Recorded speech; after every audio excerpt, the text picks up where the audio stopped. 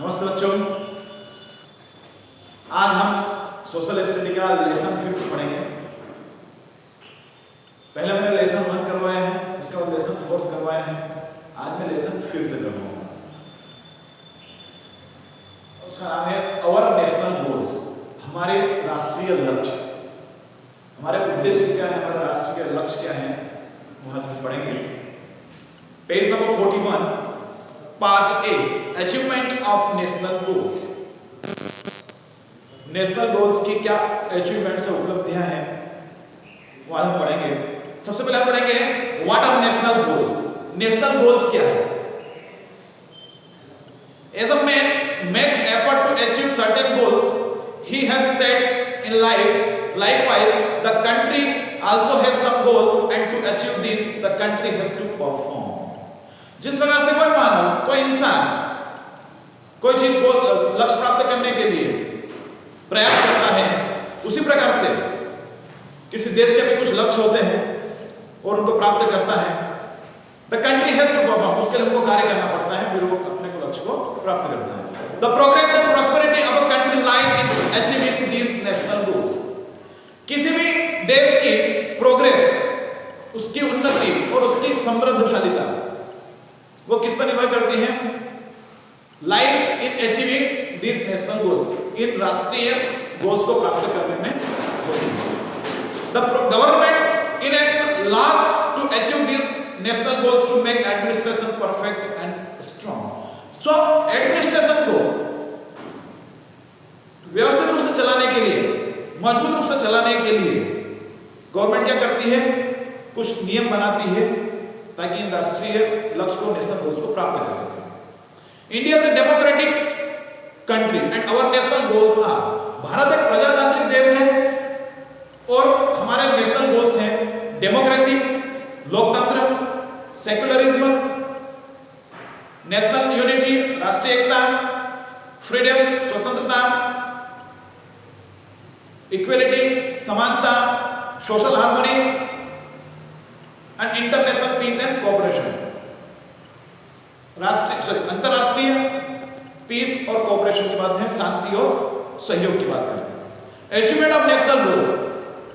अब national goals का achievements क्या क्या है? We have to achieve our national goals democratically. हमको हमारे नेशनल गोल्स किस प्रकार से प्राप्त करने हैं? डेमोक्रेटिकली प्राप्त करना है। इन आवर कंट्री, हमारे देश में democratic government has been established according to the Indian constitution. हमारे देश में भारतीय संविधान के अनुसार एक लोकतांत्रिक सरकार का स्थापना की गई है। In this process the government is elected by the people. और इसमें क्या होता है? गवर्नमेंट किसके द्वारा चुनी जाती है? लोगों के द्वारा चुनी जाती है। डेमोक्रेसी, लोकतंत्र। Democracy actually means every citizen should have equal rights and freedom. Democracy का मतलब यह होता है कि हर नागरिक के पास समान अधिकार होना चाहिए और उनके पास स्वतंत्रता होनी चाहिए। All the sections of the society should get equal opportunities to make progress without any discrimination। अब देखिए, सोसाइटी का हर समुदाय, हर वर्ग, उसको बिना किसी भेदभाव के प्रोग्रेस करने के लिए, विकास करने के लिए, उन्नति करने के लिए समान अवसर मिलना चाहिए। उनको समान अवसर मिलना चाहिए ताकि वो अपनी प्रोग्रेस कर सके। इन अ डेमोक्रेटिक सिस्टम, और लोकतांत्रिक तंत्र में क्या होता है? It is the people who plays की रोल। इसमें महत्वपूर्ण भूमिका कौन निभाता है? जनता निभाती है। देश की जनता, किसी भी देश की जनता महत्वपूर्ण भूमिका निभाती है डेमोक्रेटिक सिस्टम में। It is the duty of citizens to elect an ideal government. और एक आदर्श सरकार चुनने का कर्तव्य, किसका कर्तव्य है? सिटीजंस का, देश के नागरिकों का कर्तव्य है कि वो एक आदर्श सरकार चुने। Every citizen should be aware of his duties so that government can work in the interest of the people। और हर नागरिक को अपने कर्तव्य के प्रति सजग होना चाहिए ताकि गवर्नमेंट लोगों के हित में कार्य कर सके। Democracy is that form of government, और डेमोक्रेसी गवर्नमेंट का वह रूप है इन विच पीपल डायरेक्टली और indirectly elect their representatives and these representatives keeping in view of the people's interest make laws and govern the nation। अब क्या करते हैं लोग? क्या करते हैं? देश के नागरिक क्या करते हैं? रिप्रेजेंटेटिव्स को चुनते हैं, ठीक है, ताकि वो क्या करे, जनता की भलाई के लिए कार्य करें, नियम बनाए, ठीक है। India is a democratic country, Bharat एक लोकतांत्रिक देश है। भारत कैसा देश है? लोकतांत्रिक। The government is responsible to the people, और गवर्नमेंट है, सरकार जो है लोगों के प्रति जवाबदेह है, उनकी जवाबदारी है लोगों के प्रति कुछ।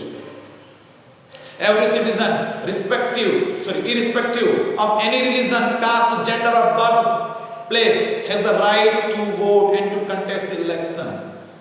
देश का हर नागरिक, चाहे वो किसी भी धर्म का हो, जाति का हो या किसी भी लिंग का हो, महिला हो या पुरुष हो, और birth place has the rights, या किसी भी देश के किसी भी स्थान पर जन्मा हो, उसको वोट देने का अधिकार है और चुनाव लड़ने का अधिकार है। The objective of our democratic government is public welfare, और हमारे जो देश की जो गवर्नमेंट है, डेमोक्रेटिक गवर्नमेंट, उसके उद्देश्य क्या है? लोगों की कल्याण के उद्देश्य भी, लोगों का विकास हो, उनका कल्याण हो, देश की जनता का कल्याण हो। Freedom, equality and fraternity are the main components of democracy, without which democracy is inconceivable.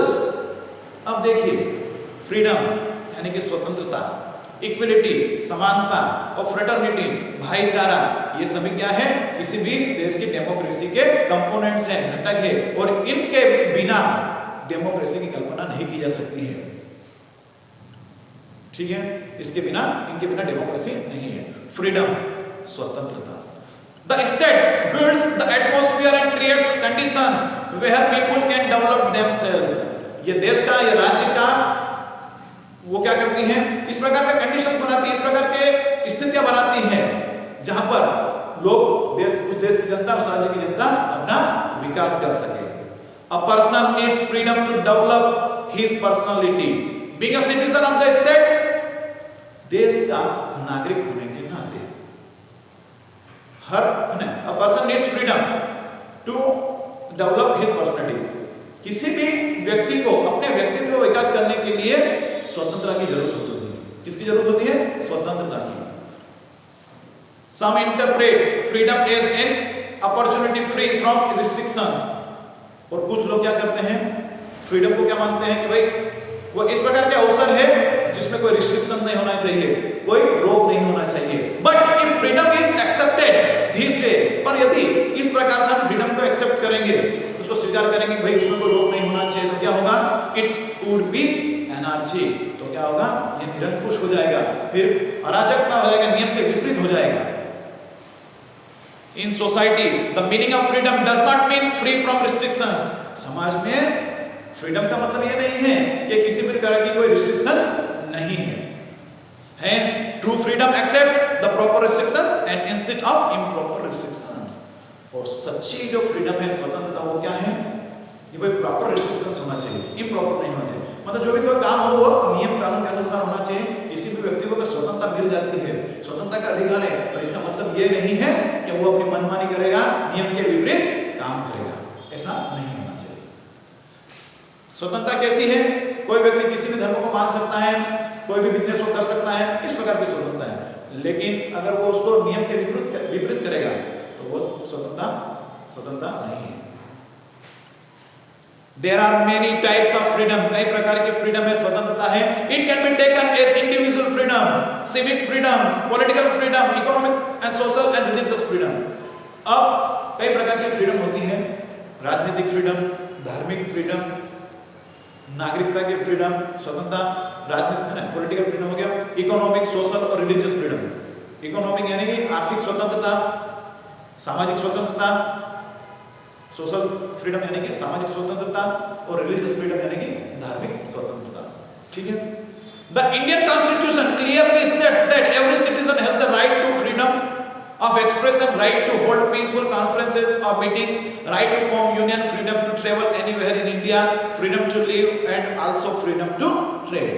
कहने का मतलब ये है कि कहीं भी देश की कहाँ की भी यात्रा करने की स्वतंत्रता है ना, और पीसफुल वो काम, कोई मीटिंग शांतिपूर्ण मीटिंग आयोजित कर सकता है, कोई किसी प्रकार का व्यापार करने की स्वतंत्रता है, ठीक है। इस प्रकार की स्वतंत्रता होती है। इक्वलिटी समानता, the equal opportunity being made available by the state for overall development of citizen is called equality. अब इक्वलिटी किसको बोलते हैं कि किसी भी राज्य के या देश के नागरिकों का संपूर्ण विकास हो, उसके लिए समान अवसर गवर्नमेंट के द्वारा प्रदान किए गए हैं, उसको इक्वलिटी कहते हैं, समानता कहते हैं। मतलब किसी हर व्यक्ति को समान अधिकार दिए गए हैं। इक्वलिटी से मतलब होता है कि समानता। Every citizen of India belonging to any clan, caste, community, gender and birth place is equal before the law. देश का हर नागरिक, भारत का हर नागरिक, चाहे वो किसी भी वंश का हो, जाति का हो, कम्युनिटी समुदाय का हो, किसी भी जेंडर का हो या उसका जन्म स्थान कोई भी हो, कानून के सामने सभी समान हैं। टाइप ऑफ इक्वलिटी, समानता के प्रकार। सोशल इक्वलिटी, सामाजिक समानता। पॉलिटिकल इक्वलिटी, राजनीतिक समानता। इकोनॉमिक इक्वलिटी, आर्थिक समानता। इंपॉर्टेंस ऑफ इक्वलिटी, इक्वलिटी के का महत्व क्या है? Discrimination ends when there is equality, जहां समानता है वहां किसी प्रकार का भेदभाव नहीं होता, भेदभाव खत्म हो जाता है। Equality is necessary to safeguard freedom, और स्वतंत्र सुरक्षित रखने के लिए समानता जरूरी है। Equality is important for overall development, equality is important for overall development of citizen, देश के किसी भी देश के नागरिकों के संपूर्ण विकास के लिए इक्वलिटी, समानता जरूरी है। Equality is also necessary for free and fair justice, और ठीक से उचित न्याय हो, इसलिए इक्वलिटी जरूरी है। माने जब न्याय भी दिया जाए, किसी व्यक्ति को न्याय मिलना चाहिए, वो समानता, किसी प्रकार का उसमें भेदभाव नहीं होना चाहिए, सबके लिए समान न्याय होना चाहिए। जस्टिस, न्याय।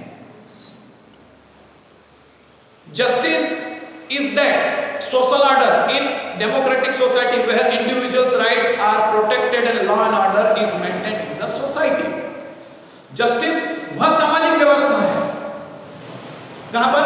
किसी डेमोक्रेटिक सोसाइटी में, किसी भी लोकतांत्रिक समाज में न्याय वह सामाजिक व्यवस्था है जहां पर किसी भी व्यक्ति के अधिकारों को संरक्षित किया जाता है, प्रोटेक्टेड किया जाता है, रक्षित किया जाता है, और समाज में लॉ एंड ऑर्डर बनाए रखा जाता है। लॉ एंड ऑर्डर यानी कि कानून व्यवस्था बनाए रखी जाती है। The objective of justice is welfare of society, न्यायपालिका का या न्याय का मुख्य उद्देश्य क्या मालूम आपको? समाज का कल्याण, समाज का विकास। The justice is a social order where mutual relations of individuals are in a proper order and individuals' rights remain safe. अब justice वह सामाजिक व्यवस्था है where mutual relations of individuals, जहां किसी भी व्यक्तियों के जो mutual relations होते हैं, आपसे जो संबंध होते हैं, वो कैसे होते हैं? प्रॉपर ऑर्डर में होते हैं, और उनके जो राइट्स होते हैं किसी इंडिविजुअल से, किसी व्यक्ति के, वो क्या होते हैं? सेफ होते हैं, सुरक्षित होते हैं, उनके अधिकार सुरक्षित होते हैं। The concept of justice is taken as truth and morality, justice का जो कॉन्सेप्ट है, इसकी संकल्पना है, वो कहां से किस रूप में ली गई है? ट्रूथ और मॉरलिटी के रूप में, है ना? सत्यता और मॉरलिटी के रूप में ली गई है, नैतिकता के रूप में बोल सकते हैं। ट्रूथ यानी कि सत्य, और मॉरलिटी यानी कि नैतिकता। Our constitution provides social, political and economic justice to all the citizens, और हमारा संविधान देश के सभी नागरिकों को राजनीतिक, सामाजिक और आर्थिक न्याय प्रदान करता है। Free and fair system of justice in India helps in implementing the law to be followed by all. अब free and fair system, free and fair मतलब व्यवस्थित, स्वतंत्र और शुद्ध, जिसको कह सकते हैं, वो क्या करता है? Free and fair system of justice, किसी भी न्याय का, जस्टिस का जो फ्री और फेयर सिस्टम होता है भारत में, वो क्या करता है? Helps in implementing the law to be followed by all, helps in implementing the law को इंप्लीमेंट करने में, उनको लागू करने में मदद करता है, जिसको कि सभी को पालन करना है। Secularism, the secular state provides freedom to follow any sect and religion to all the citizen, कोई भी सेक्युलर स्टेट जो है वो क्या करता है? स्वतंत्रता देता है कि भाई कोई भी व्यक्ति किसी भी पंथ को, किसी भी धर्म को वो माने। It means that people have the right to follow their sect and to worship any religion. मतलब इसका मतलब यह होगा कि भाई वो किसी भी पंथ को माने, किसी भी धर्म को माने और किसी भी धर्म की वो पूजा करे। The state will not discriminate on the grounds of religion and community. और सरकार या स्टेट क्या करे, किसी भी स्थिति में न तो धार्मिक आधार पर और न ही सामुदायिक आधार पर, समाज के आधार पर किसी से भेदभाव करेगा।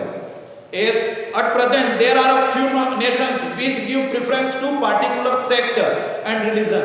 वर्तमान में ऐसे कुछ देश हैं, कुछ ऐसे राष्ट्र हैं जो क्या करते हैं, किसी विशेष पंथ को या किसी विशेष धर्म को क्या करते हैं, वो प्रेफरेंस देते हैं, प्राथमिकता देते हैं।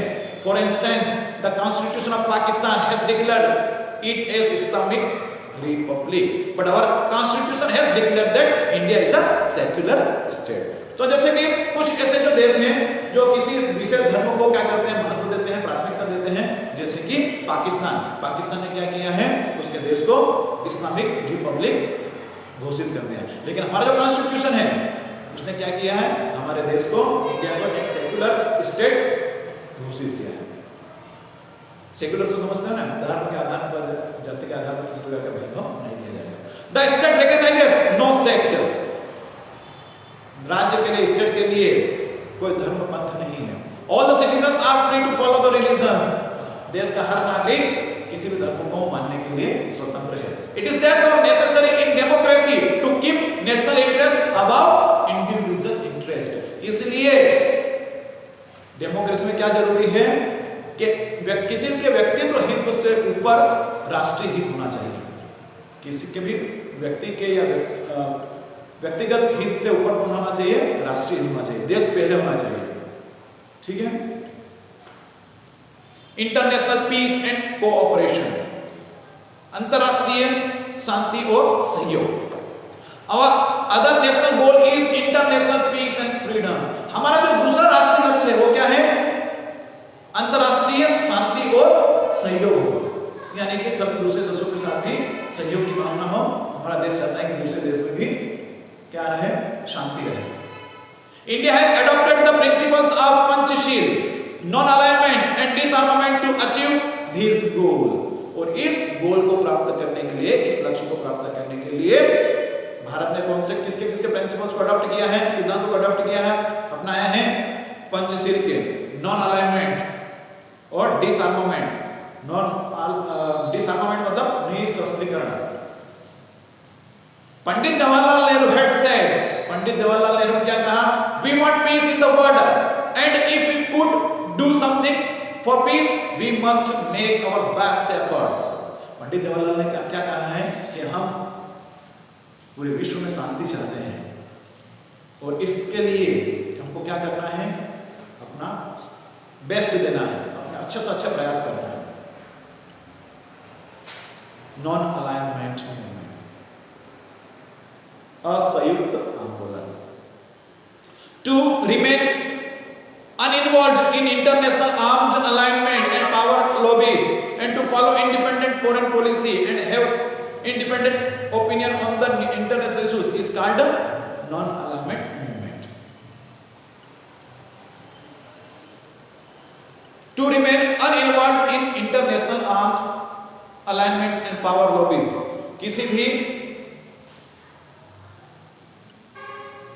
इंटरनेशनल आर्म अलाइनमेंट है, पावर लॉबीज है, उसमें अनइन्वॉल्व रहने की मतलब उसमें शामिल नहीं होना है।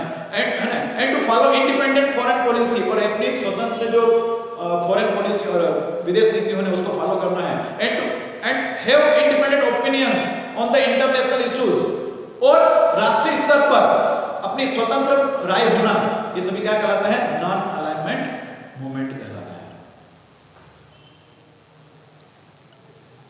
मतलब एक स्वतंत्र पॉलिसी होना चाहिए और किसी भी इंटरनेशनल इशू पर क्या होना चाहिए, एक अलग राय होना चाहिए।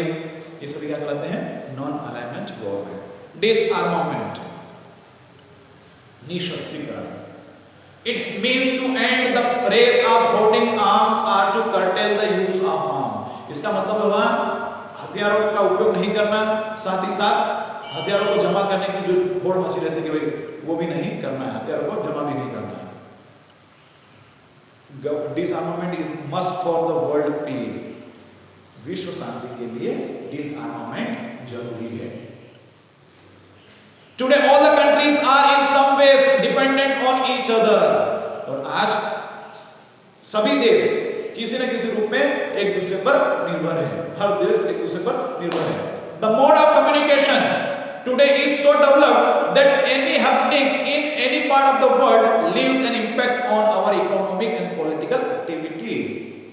और आजकल जो संचार के साधन इतने हो गए हैं कि देश के विश्व के किसी भी पार्ट में, विश्व के किसी भी भाग में, किसी भी कोने में अगर कुछ भी घटनाएं होती है तो उससे क्या होता है, वो किसी भी देश की इकोनॉमिक और पॉलिटिकल एक्टिविटीज पर गहरा प्रभाव डालती है। We cannot be silent spectators to what happens in our neighboring countries and the world। हमारे जो पड़ोसी देश है और विश्व में क्या हो रहा है ना, उस पर हम मूक दर्शक बनकर नहीं रह सकते हैं, साइलेंट स्पेक्टेटर्स बनकर नहीं रह सकते हैं। मूक मतलब कि बिना कुछ, मतलब मूक मैंने जो बोल नहीं सकता है, गूंगा बहरा। However, we need to be prepared for self-protection and to achieve it, our nationals should be adequately armed। भाई हमारा देश भी चाहता है कि भाई निशस्त्रीकरण की क्रिया होना चाहिए, हथियारों का उपयोग नहीं करना चाहिए, लेकिन फिर भी यदि हमारे देश की अगर प्रोटेक्शन की बात होती है, सुरक्षा की बात होती है, सुरक्षा की सुरक्षा करना जरूरी है हमारे देश की, इसलिए हमारे पास हथियार तो होना चाहिए। लेकिन हथियार जो हमारे उपयोग के हो, काम के हो, इस प्रकार के हथियार होना चाहिए, फालतू के या जमाखोरी नहीं करना चाहिए, इस प्रकार का काम नहीं करना चाहिए। जहाँ पर देश की, मतलब देश की रक्षा जरूरी है, किसी भी देश का आक्रमण हो सकता है, कुछ भी हो सकता है, तो उसके लिए हथियार जरूरी है।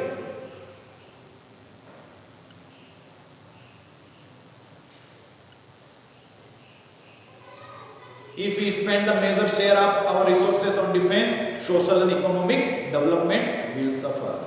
अगर देखो हम ज्यादा जमाखोरी करेंगे, मतलब ज्यादा हथियार रखेंगे, उस पर खर्च अगर हम करेंगे तो उससे क्या होगा, हमारी सोशल, हमारी सामाजिक और आर्थिक जो विकास है वो प्रभावित हो जाएगा। Therefore, a balanced view should be developed on the arms required for defense on one hand and for economic growth on other hand। मतलब दोनों पर बैलेंस होना चाहिए, हथियार भी होना चाहिए, हथियार पर भी खर्च करना चाहिए, लेकिन जितने हमको उपयोग आ सकते हैं फालतू जमाखोरी नहीं करना है। We have been supporting international peace and cooperation since